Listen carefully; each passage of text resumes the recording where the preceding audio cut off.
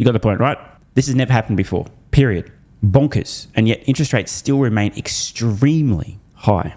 Again, I reiterate, look where they were, 0.25%, basically zero, to where they went and still are versus where they were prior to that. Interest rates didn't just return to roughly where they were at their prior peak, pre-scamdemic, but more than doubled past that point.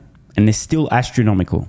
And interest rates affect a lot of things. 0.25% to 5.5%. And you can see it has really crushed the housing market. I remember when I started in the business, I was in college, it was the late 70s, and interest rates were soaring back then. And I remember the housing market being this low, somewhere in the 4 to 5 million unit range. Now, the interesting thing is the population back then was somewhere in the 215 or 220 million range in the United States. And today we're at 340 million people in the United States. And here we are back at certainly recession levels, almost as bad as the housing crisis itself in 08-09, and as low as housing was in the late 70s. Now,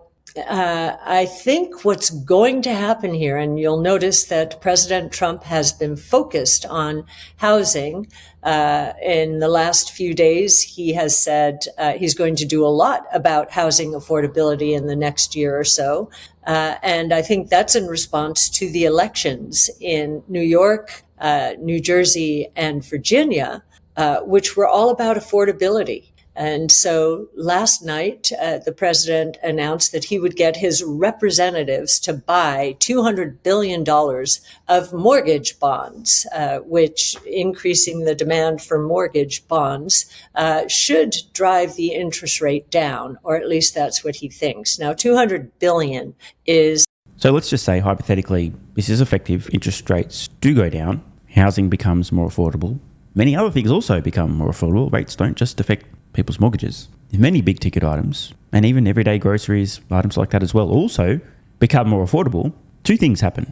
One, people literally have more disposable income because some of the costs of essentials like housing and so on have come down, meaning they can literally afford to spend more on other things. Well, actually, that would be spending the same amount on different things, you fucking idiot. Okay, fucking relax, bro. You get the point.